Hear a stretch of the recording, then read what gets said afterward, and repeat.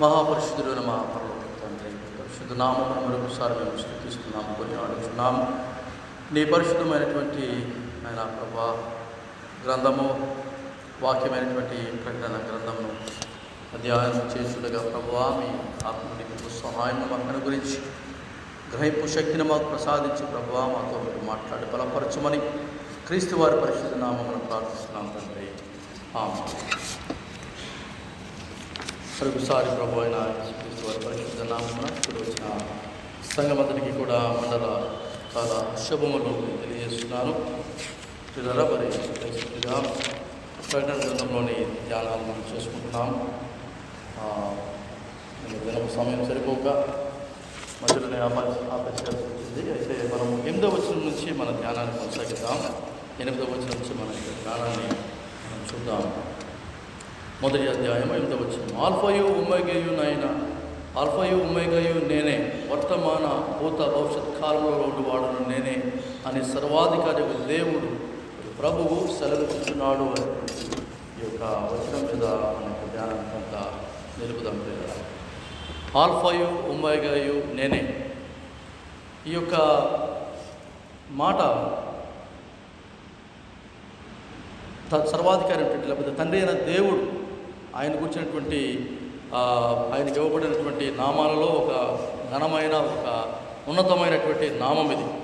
పాత గ్రంథంలో మనం గమనించినట్లయితే యెషయా గ్రంథంలో మరి యెహోవా తను తానే ఈ యొక్క నామంతో సంబోధించుకున్నట్టు మనం చూస్తాం. యెషయా గ్రంథంలోని 41వ అధ్యాయం చూస్తే ఐజయా 41 అక్కడ 4వ వచనంలో మనం గమనించినట్లయితే ఈ యొక్క వాక్యం మనం చూస్తున్నాము. ఏంటంటే ఎవడు దీనిని ఆలోచించి జరిగించాను, ఆది నుండి మానవ వంశములను పిలిచిన వాడనకు యెహోవానకు నేనే మొదటి వాడను, కడపటి వారితో ఉండివాడను అనేటువంటి యొక్క వాక్యాన్ని మనం చూస్తున్నాం ప్రియులారా. అలాగే 44వ అధ్యాయం యెషయా గ్రంథమే 44వ అధ్యాయము 6వ వచనం కూడా ఏదో చూస్తున్నాము.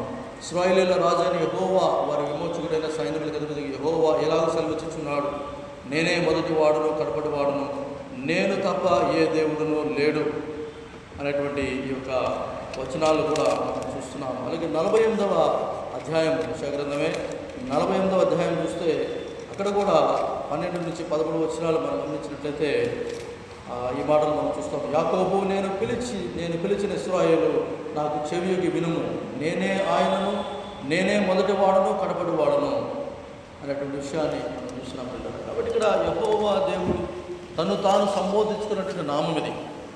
అటువంటి నామముతో ఈ ప్రకటన గ్రంథాన్ని బయలుపరుస్తున్నటువంటి యేసుక్రీస్తు వారు తనకు తానుగా ఈ యొక్క నామాన్ని మరి ఆపాదించుకొని సంబోధించుకున్నట్లుగా మనం చూస్తున్నాం.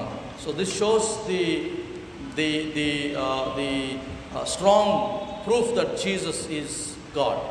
యేసుక్రీస్తు వారు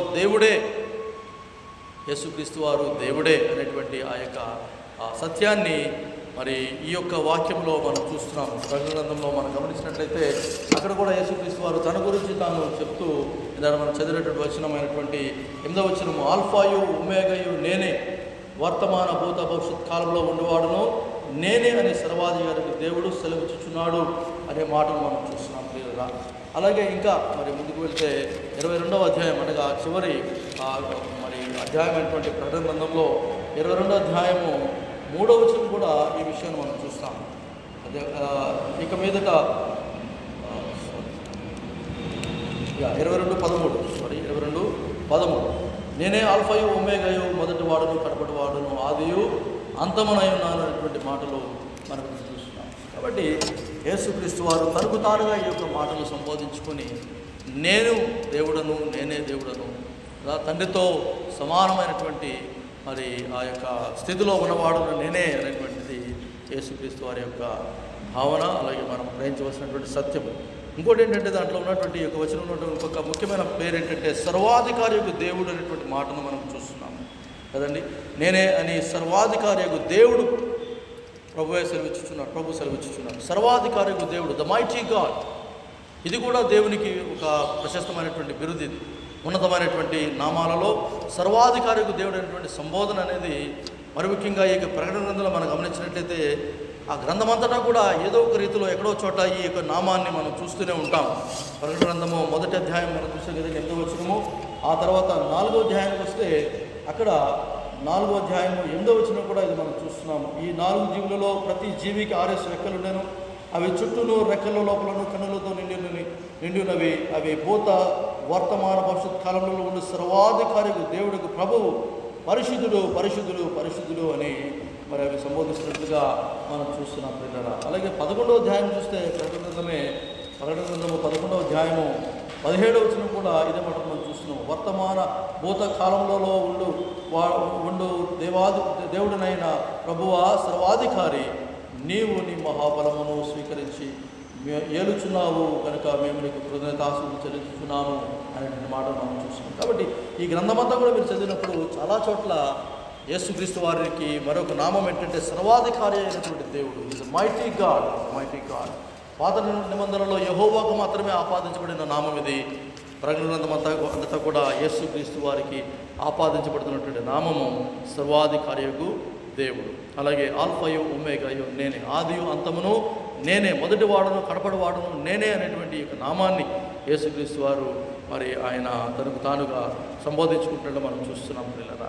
రెండవదిగా మనం గమనించాల్సిన విషయం ఏంటంటే 9వ వచనం నుంచి 9 నుంచి 11 వచనాలు we see that what John has heard, యోహాను ఏమి విన్నాడు అన్నది మనం ఇక్కడ చూస్తున్నాము కదా. 9వ వచనం చూసినప్పుడు మీ సహోదరుడును యేసును బట్టి కలుగు శ్రమలలోనూ రాజ్యములోనూ సహనములోనూ పాలువాడనైన యోహానును నేను దేవుని వాక్యం నిమిత్తము యేసును గుర్చిన సాక్ష్యం నిమిత్తము పద్మాసు ద్వీపమున ప్రవాసినై తిని ప్రభు దినమందు ఆత్మవశుడై ఉండగా బూరధ్వని వంటి గొప్ప స్వరము నీవు చూచుతున్నది పుస్తకములో వ్రాసి ఎఫెసు, స్మూర్ణ, పెర్గయ, తుయతైరా, సార్దీసు, ఫిలిప్పి, లవొదికయ అను 7 సంఘములకు పంపమని చెప్పుట నా వెనుక వింటిని అని మనం చూస్తున్నాం.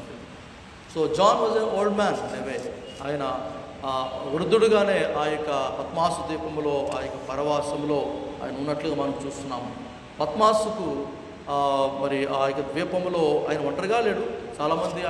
చాలామంది ఖైదీలు అనగా దేశ ద్రోహులు, లేకపోతే మరి దేవుని కొరకు నిలిచిన వారు తక్కువే, కానీ దేశద్రోహులు అలాంటి వాళ్ళందరూ కూడా పద్మాసు ద్వీపం పాడేసేటువంటి అలవాటు ఈ రోమీలకు.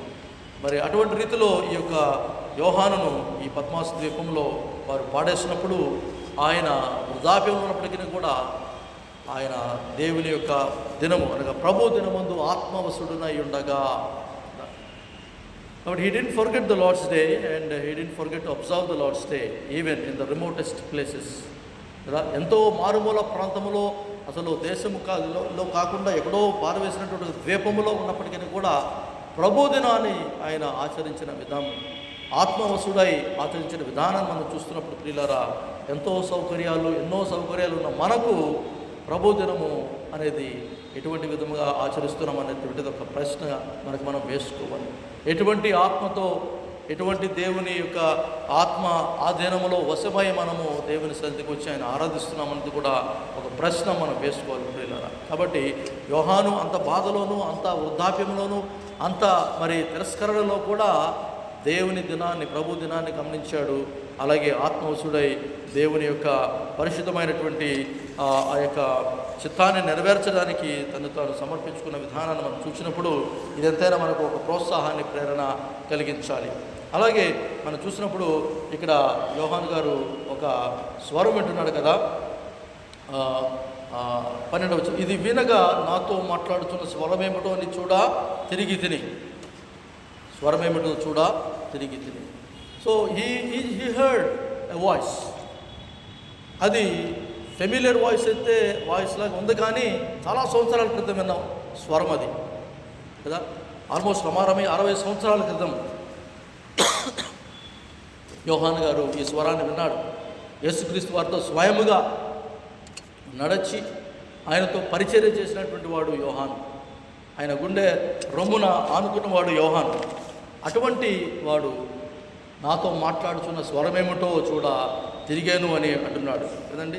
ఎన్నో సంవత్సరాలు ఆ స్వరానికి దూరమై ఉన్నాడు, కానీ ఆత్మలో ఎప్పుడు కూడా దగ్గరగానే ఉన్నాడు. కాబట్టే ఆ స్వరాన్ని గుర్తుపట్టగలిగాడు. అయితే ఆ స్వరములో అది మానవ స్వరము కంటే కూడా ఇంకా అధికమైన రీతిలో ఆ స్వరం ఆయనకు వినపడడం అనేది మనం చూస్తున్నాం ప్రియులారా. అలాగే we see here that Lord has commissioned him to write this book, to send it to the 7 churches that he has chosen. ఆయన ఏర్పాటు చేసినటువంటి 7 సంఘాలకు ఆయన వ్రాయవలసినటువంటి విషయాలన్నింటినీ కూడా వ్రాయడానికి ప్రభువు నుంచి ఆయన ఆజ్ఞ పొందుకున్నట్లుగా మనం చూస్తున్నాము. అలాగే ఇంకా మరి 12వ వచనం నుంచి వచ్చినప్పుడు 12 నుంచి 16వ వచనం మనం చూసినప్పుడు we see that what John saw, ఆయన ఏమి చూశాడో అది మనం ఇక్కడ గమనించాలి. ఇక్కడ what John saw is something meticulous కదా, ఒక గంభీరమైనటువంటి మరి విషయాలను యోహాను గారు చూసినట్లు మనం చూస్తున్నాము కదా. నాతో మాట్లాడుతున్న స్వరం ఏమిటని చూడ తిరిగితిని, తిరుగుగా 7 సువర్ణ దీపస్తంభములు, ఆ దీపస్తంభముల మధ్యన మనిషి కుమారుని పోలిన ఒకరిని చూచితిని.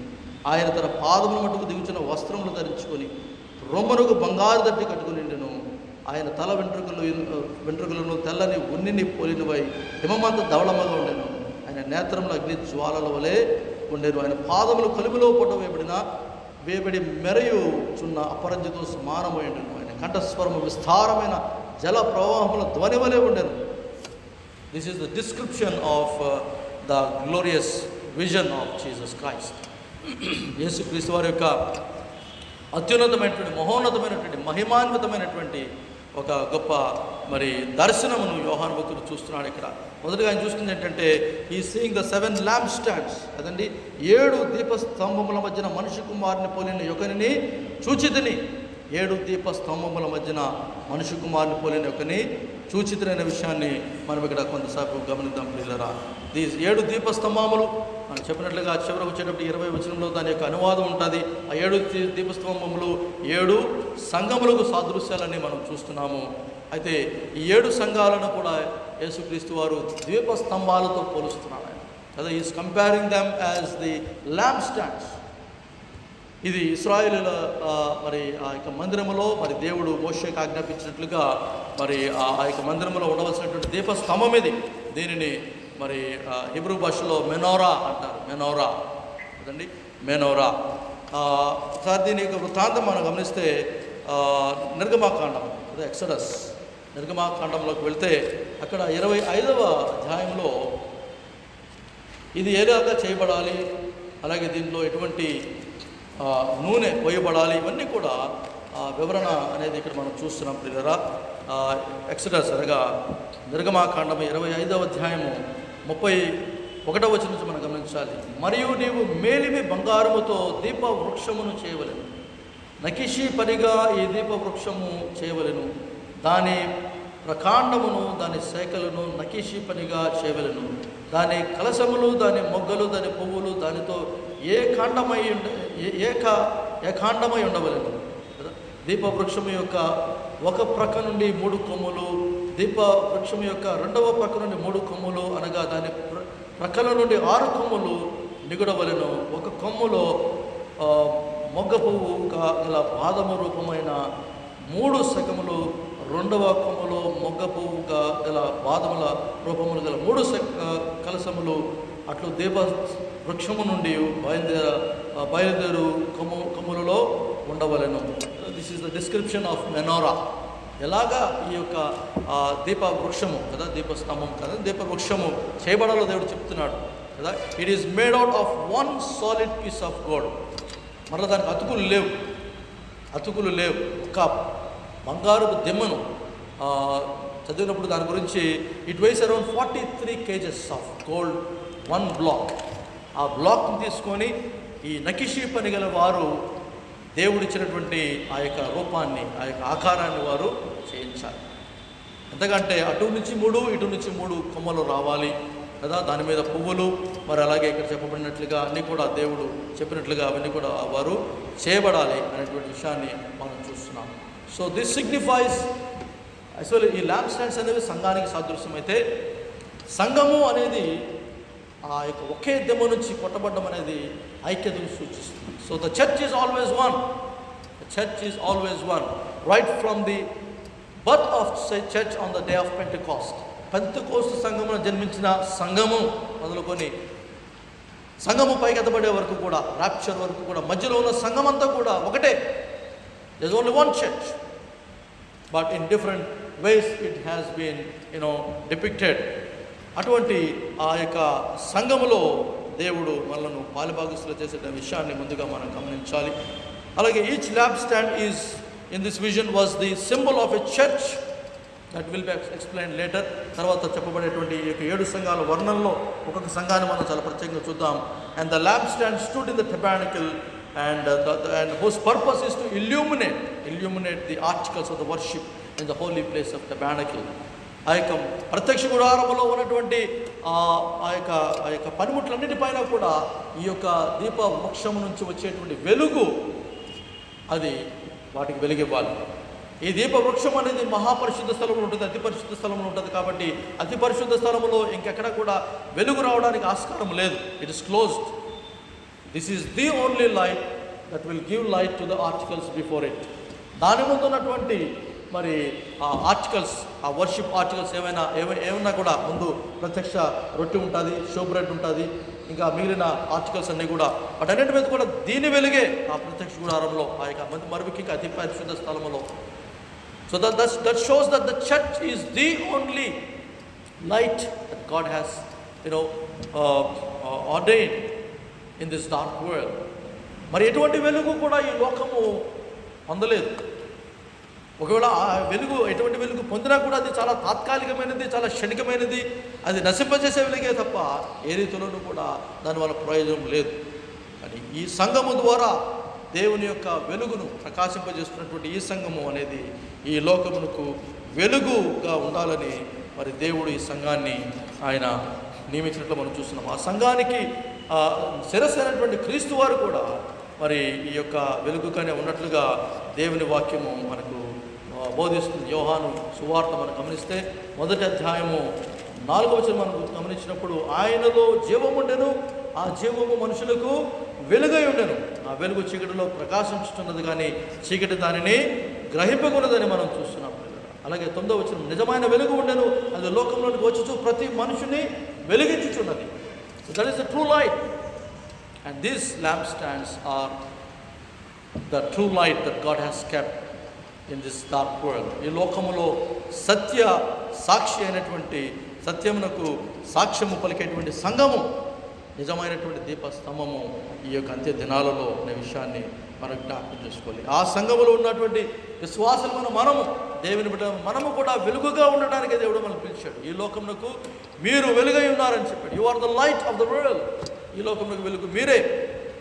కాబట్టి అటువంటి ఈ వెలుగు అనగా మన జీవితాల ద్వారా క్రీస్తు యొక్క వెలుగును మనము ప్రసరింపజేస్తున్నప్పుడు చీకటిలో ఉన్నటువంటి అనేక ఆత్మలు రక్షణలోనికి రాబడాలి, తేబడాలి అనే విషయాన్ని మనం జ్ఞాపకం చేసుకోవాలి. అలాగే నిర్గమాకాండంలోని 27వ వచనం మనం గమనిస్తే అక్కడ ఎటువంటి నూనె పోయాలో అనేది కూడా అక్కడ మనం చూస్తున్నాం. 27వ వచనం 20వ వచనం చూసినప్పుడు మరియు దీపము నిత్యము వెలిగించినట్లు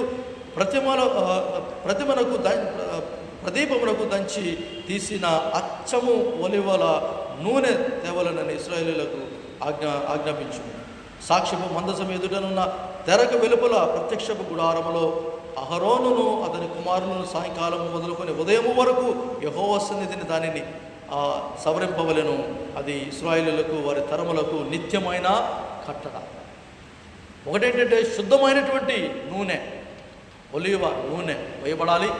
రెండవది ఏంటంటే అక్కడ నిలబడినటువంటి అహరోను అతని కుమారులు ఆ యొక్క దీపములోని ఒత్తెలను సాయంకాలం మొదలుకొని మరి ఉదయం వరకు కూడా, లేకపోతే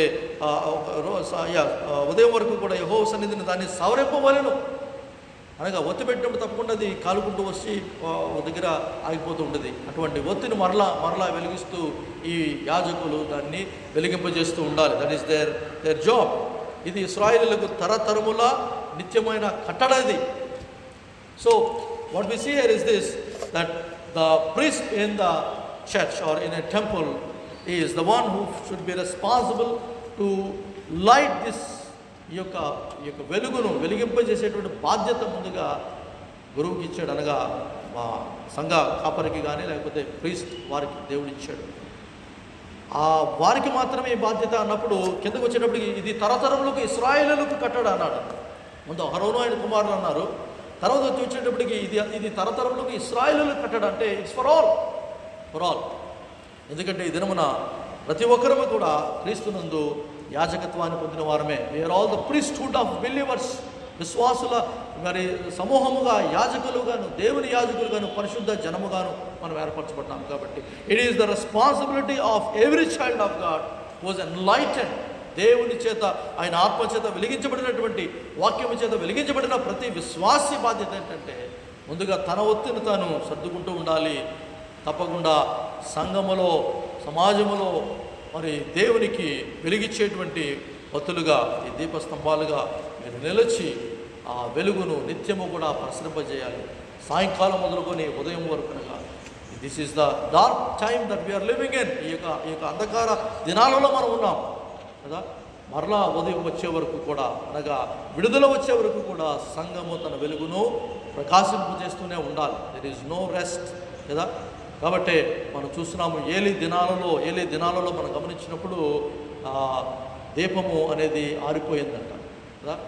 సమూయేలు గ్రంథము 3వ అధ్యాయం, మొదటి సమూయేలు 3వ అధ్యాయానికి వస్తే అక్కడ somewhere you find that the విక్ ఈజ్ స్నఫింగ్ అవుట్ కదా. మక్కలాడుచు వెత్తే ఉన్నదనమాట. నూనె లేదు దాంట్లో, దాన్ని సరైన రీతిలో చేసేవాడు లేడు. చేయవలసింది ఏలీయే, చేయలేకపోతున్నాడు. ఆయన కుమారులు వేరే వ్యాపకంలో ఉన్నారు వారు కదా. అటువంటి సమయంలో బాలుడైన సమూయేలును దేవుడు లేపుకొని తన మందిరములో, తన యొక్క ఆరాధనలో ఆ బిడ్డను వాడుకున్నట్లు మనం చూస్తున్నాము. కాబట్టి ప్రియమైన బిడ్డలారా, దిస్ ఈజ్ అవర్ జాబ్. ఈ యొక్క ల్యాంప్ స్టాండ్ లేకపోతే దీప వృక్షం యొక్క అర్థం ఏంటంటే కదా, it is meant to give light to the articles in the darkness of the tabernacle. అలాగే మరి యేసుక్రీస్తు వారు నిజమైన వెలుగు. అండ్ ఈ యొక్క ఏడు కొమ్మలు ఉన్నాయి చూసారా. 7 అనేది సంపూర్ణతకు సాదృశ్యం. The church will be always complete. ప్రస్తుతం మనం చూస్తున్న సంఘం లేకపోతే మనం చదవబోయే సంఘాలలో 7 సంఘాలలో 7 లోపాలు ఉన్నాయి కదా. 1-2 సంఘాలను వదిలేసి స్మరణ అలాగే ఫిలదెల్ఫియా సంఘాలను వదిలేస్తే మిగిలిన అన్ని సంఘాలలో కూడా ఏదో ఒక లోపాన్ని యేసుక్రీస్తు వారు ఎత్తి చూపాడు. చివరి సంఘానికైతే ఏకంగా వారు ఆ సంఘాన్ని వెలివేస్తానన్నాడు ఆయన. The imperfection is there. But this tree or ఈ యొక్క దీపవృక్షము సంఘమునకు సాదృశ్యము, సంఘాలకు సాదృశ్యం అనే ఈ దీపవృక్షము ఒక సంపూర్ణతకు అది సాదృశ్యంగా నిలిచింది. కాబట్టి the church will be complete in Christ. క్రీస్తులో అది నిత్యము, అది ఎప్పటికైనా కూడా అది సంపూర్ణతను పొందుకుంటుంది అనేటువంటి సత్యాన్ని మీరు నేను గమనించి ఈ యొక్క సంపూర్ణతలో మనము కూడా పాలుభాగస్లో ఉండడానికి దేవుడు మనకు పిలుస్తున్నాడు అనే విషయాన్ని మనం జ్ఞాపకం చేసుకోవాలి. ఎఫెసీ పత్రికలో మనం గమనిస్తే 1వ అధ్యాయము 22వ వచనంలో ఆ విషయం మనం చూస్తాం. ఎఫెసీ పత్రిక 1వ అధ్యాయం 22. మరియు సమస్తమును ఆయన పాదముల క్రింద ఉంచి సమస్తము పైన ఆయనను సంఘమునకు శిరస్సుగా నియమించింది. ఆ సంఘము ఆయన శరీరము. సమస్తమును పూర్తిగా నింపుచున్న వారిని సంపూర్ణత అయి ఉన్నది. సమస్తమును నింపేది ఆయన సంపూర్ణతే.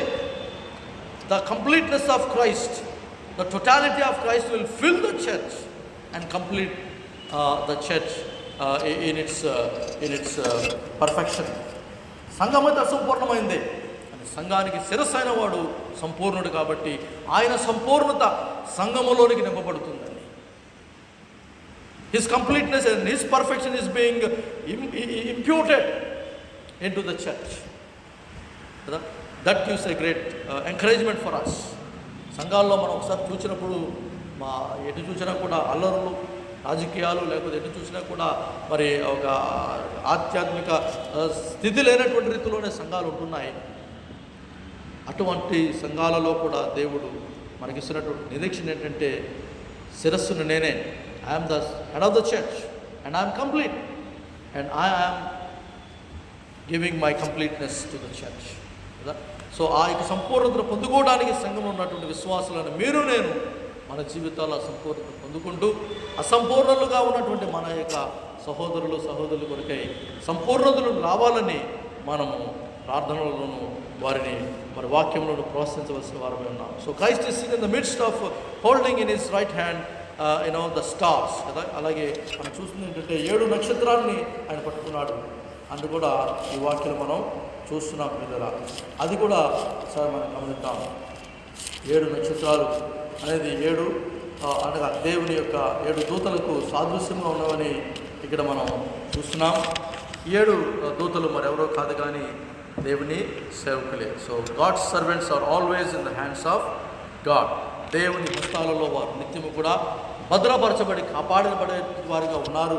కాబట్టి ఈ యొక్క విషయాన్ని సేవకులు గమనించి ధైర్యముతో దేవుడు వారికి ఇచ్చిన పరిచర్లు ముందుకు సాగాలి. ఎందుకంటే they are not in the hands of man. మనుషులు ఏదో కంట్రోల్ చేస్తున్నాం అనుకుంటూ ఉంటారు సేవలు కానీ సేవకులు కానీ. ఇప్పుడు జరిగేది అదే సంఘాలలో. ఇప్పుడు జరిగేది ఏంటంటే నేను అంతే చెప్తాను, అంతేనండి.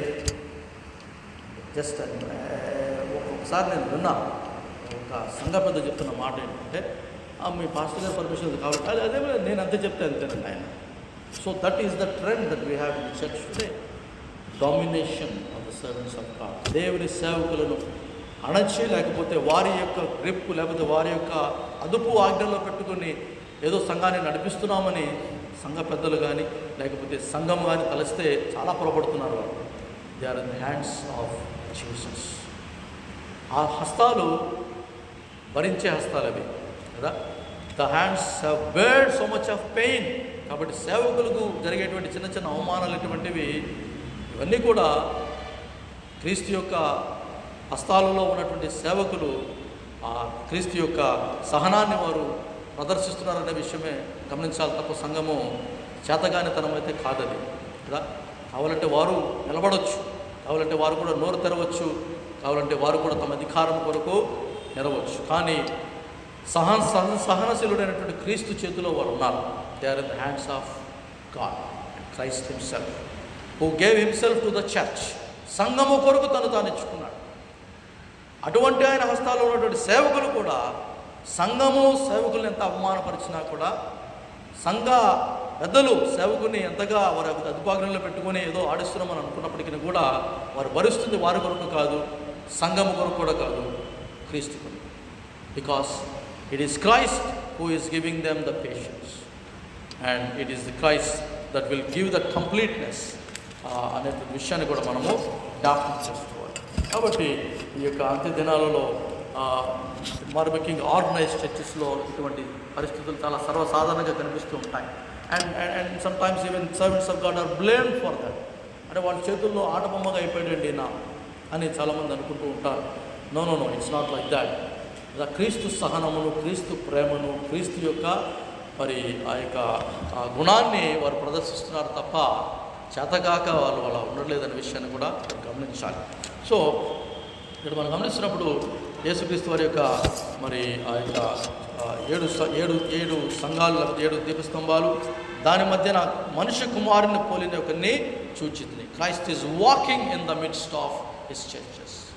Walking is not sitting somewhere.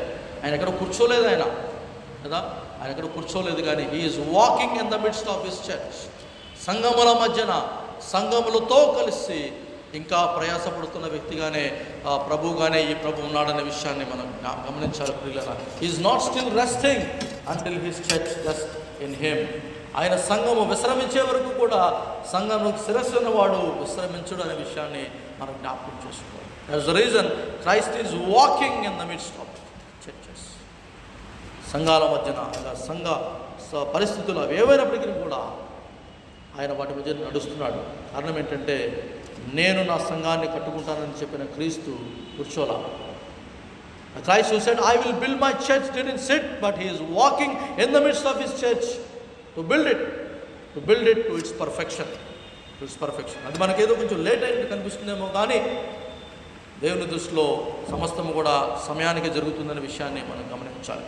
ఒకవైపు సంఘం హింసించబడుతున్నా, ఒకవైపు సంఘము మరి దాని యొక్క సాక్ష్యాన్ని కోల్పోతున్నా, మరోవైపు సంఘము మరి విరిగిపోతున్నా. There is so much in so many ways you can see the church today. అనేక రీతిలుగా సంఘము తన యొక్క రూపాన్ని మార్చుకుంటుంది, స్వరూపాన్ని మరి మార్చుకుంటున్న సమయాలలో క్రీస్తు సంఘం మధ్యన ఇంకా సంచరిస్తున్నాడనే విషయాన్ని విశ్వాసి గమనించి క్రీస్తు మరి ఆయన సంచారం బట్టి సంఘములో ఉన్న విశ్వాసం ధైర్యపడాలనే విషయాన్ని మనం జ్ఞాపకం చేసుకున్నాం. ఇంకా when we come down there, you see some description about Christ కదా.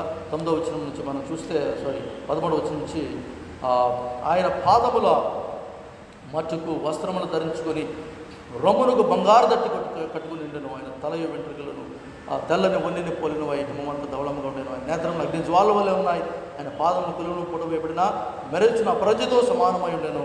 ఆయన కంఠ స్వరమ విస్తార జల ప్రవాహముల ధ్వని వలె ఉండెను అనే విషయాన్ని కూడా మనం చూస్తున్నాం. So what John saw is the vision of Christ again, and his face is shown like the midday sun. గొప్ప మెరుచున్నటువంటి ఆయన ముఖం ఎలా ఉందంటే అది మెరుచున్నటువంటి ఒక సూర్యుని వలె ఉన్నట్లుగా మనం ఇక్కడ చూస్తున్నాం కదండి. సో ఇదే దృశ్యాన్ని అపోస్తలుడైన పౌలు సంఘాన్ని హింసిస్తానికి వెళుతున్నప్పుడు దేవుడు క్రీస్తు వారు ఆయన అడ్డుకొని ఆయనకు తన దర్శనాన్ని ఇచ్చినట్లు మనం చూస్తున్నాం. అపోస్తలుల కార్యాలు 9:1-9 వచనాలు చూస్తే Paul is going to persecute the church. సంఘాన్ని హింసిస్తానికి పరిగెడుతున్నప్పుడు క్రీస్తు వారి యొక్క దర్శనము పౌలును ఆపింది. Vision of Christ, this glorious vision of Christ.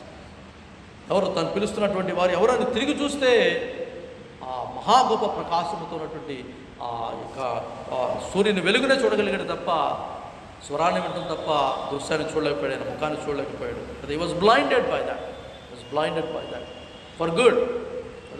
So you see that the face is something that will sometimes stop the vision of the anti-Christ or anti-church people. ఈ రోజులో ఏదో సంఘాన్ని హింసిస్తానికి పరిగెడుతున్నటువంటి కొన్ని సంస్థలు ఉన్నాయి, కొన్ని వ్యక్తులు ఉన్నారు, కొన్ని శక్తులు ఉన్నారు. ఏదో చేస్తానికి పరిగెడుతున్నారు వారు. They are running towards the church to persecute it. నిన్న బోకో హరాం నైజీరియాలో 5 చర్చిలు తగలబెట్టేసింది. 5 చర్చిలను తగలబెట్టేసి అనేక విశ్వాసులు కొట్టి కొంతమంది చంపి చాలా విధ్వంసకాండ జరిగింది. మనకు తెలిసిన న్యూస్, అది తెలియకుండా ఎన్ని జరుగుతుందో మనకు తెలియదు. సో ఇంత దారుణమైన పరిస్థితులు జరుగుతున్నప్పుడు we should understand that Christ is getting ready to show himself to these kind of people. వారి యొక్క దర్శనం అనగా వినాశనము కొరకు, సంఘ వినాశనం కొరకు పరిగెడుతున్న వారి దర్శనాన్ని ఆపడానికి క్రీస్తు తన ప్రత్యక్షతను ఒకరోజు ఇవ్వబోతున్నాడనే విషయాన్ని మనం గమనించాలి కదండి. అలాగే రెండవ విషయం ఏంటంటే Christ was clothed in a long robe with a golden sash. మనం చూసినట్లుగా ఆయన పాదముల మట్టుకు తీసిన వస్త్రమును ధరించుకొని రొమ్మునకు బంగారు దట్టు కట్టుకొని ఉన్నట్లుగా మనం చూస్తున్నాం. ఈ యొక్క డిస్క్రిప్షన్ మనం ఇంకా స్పష్టంగా చూడాలంటే ఒకసారి దానియేలు గ్రంథానికి వెళ్ళాలి. ఎందుకంటే కొన్నిసార్లు దానియేలు ప్రకటన గ్రంథం కొన్నిసార్లు కాదు చాలాసార్లు you will find so much of similarities. చెప్పాలంటే ప్యారలల్గానే మెడిటేట్ చేయాలి. Daniel, the book of Daniel and revolutions 7వ అధ్యాయం మనం గమనిస్తే 9-14 వచనాలు మనం గమనించాలి. అక్కడ the description of the one who was described even in revolutions. Daniel 7:9 వచనం మనం గమనించినప్పుడు, ఇంకా సింహాసనముల వేయుట చూచితిని, మహావృద్ధుడు ఒకడు కూర్చుండెను. ఆయన వస్త్రము హిమము వలె ధవళముగాను, ఆయన తల వెంట్రుకలు శుద్ధమైన గొర్రెబొచ్చు వలె తెల్లగాను ఉండెను. ఆయన సింహాసనము అగ్ని జ్వాలల వలె మండుచుండెను, దాని చక్రములో అగ్ని వలె ఉండెను. అగ్ని వంటి ప్రవాహము ఆయన యొద్ద నుండి ప్రవహించుచుండెను. వేల కొలది ఆయనకు పరిచారకులుండిరి, కోట్ల కొలది మనుషులు ఆయన ఎదుట నిలిచిరి. తీర్పు తీర్చుటిగా గ్రంథములు తెరవబడెను. అప్పుడు నేను చూచుచుండగా ఆ కొమ్ము పలుకుచున్న మహాగర్వపు మాటల నిమిత్తము వారు ఆ జంతువును చంపినట్టు కనబడెను. తర్వాత దాని కళయాభారము మండుచున్న అగ్నిలో వేయబడెను. సో ఇవన్నీ కూడా మనం గమనిస్తున్నప్పుడు what we see in the first line of description is this కదా. దేవుని యొక్క అనగా క్రీస్తు యొక్క చెప్పాలంటే స్వరూప్యమే ఇక్కడ మనం చూస్తున్నాము. The very description of Christ కదా. ఆయన యొక్క వస్త్రాలు ఎంతవరకు ఉన్నాయంటే అవి అంచు వరకు దిగజారేటువంటి రీతిలో కదా, పాదముల మటుకు దిగజారుచున్న వస్త్రములు ధరించుకున్న రొమ్మును బంగారు దట్టుకున్నటువంటి వాని యొక్క దర్శనమును ప్రవచన గ్రంథమైనటువంటి దానియేలులో మనం చూస్తాము. అలాగే చివరి ప్రవచన గ్రంథమైనటువంటి ఈ యొక్క ప్రకటన గ్రంథం కూడా మనం చూస్తున్నాం పిల్లరా. అలాగే రెండోది ఏంటంటే his eyes are like flaming eyes, అగ్ని జ్వాలల వంటి నేత్రాలు కలిగినటువంటి వాడిగా కూడా ఈ యొక్క ప్రభువుని యొక్క డిస్క్రిప్షన్ అనేది ఇక్కడ జరుగుతున్నట్లు మనం చూస్తున్నాము. ప్రకటన గ్రంథంలో మనం గమనిస్తే 19వ అధ్యాయంలో అక్కడ 12 వచనంలో ఈ విషయాన్ని మరలా మనం చూడగలం. ఆయన నేత్రములు అగ్ని జ్వాలలు వంటివి, ఆయన శిరస్సు మీద అనేక కిరీటములు రాయబడిన ఈ యొక్క నామం ఆయనకు కలదు, అది ఆయనకే కానీ మన ఎవరికి కూడా తెలియదు అనే విషయాన్ని మనం చూస్తున్నాం. So his eyes are so flaming that can penetrate into the deepest parts of the any place or any person. ఎబ్రీ 4:12 మనం చూసినప్పుడు దేవుని వాక్యం గురించి వృత్తాంతం మనం చూస్తున్నాం. దేవుని వాక్యము బలము గలది, జీవము గలది, అది 2 అంచుల ఖడ్గము, అది శరీరాత్మ ప్రాణములను మరి దాని ఆలోచన తలంపులను విభజించినంత మటుకు దూరుచు హృదయ తలంపులను పరిశోధించేటువంటి వాక్యముగా దేవుని వాక్యం అంటే మనం చూస్తున్నాము. So the penetrating eyes or the flaming eyes of Jesus is none but even his word himself, word itself. ఆయన వాక్యం, ఆయన చూపులలోనే కొన్నిసార్లు కరుణ ప్రేమతో కూడినటువంటి చూపులు, అవి ఆ దయారసం అనేది అందులో నుంచి పారుతూ ఉంటుంది. ఇది నేను చదువుతున్నప్పుడల్లా ఒక విజన్ నాకు గుర్తొస్తుంది. అంటే మా నాన్నగారు చెప్పిన విజన్ అదేంటంటే ఒకసారి ఆయన ఎల్ఎంఎం చర్చ్లో, ఇక్కడే ఈ ఎల్ఎంఎం చర్చ్లో 1 టౌన్లో ఉంటే ఎల్ఎంఎం చర్చ్లో ఆయన సంఘ కాపరిగా ఉన్నప్పుడు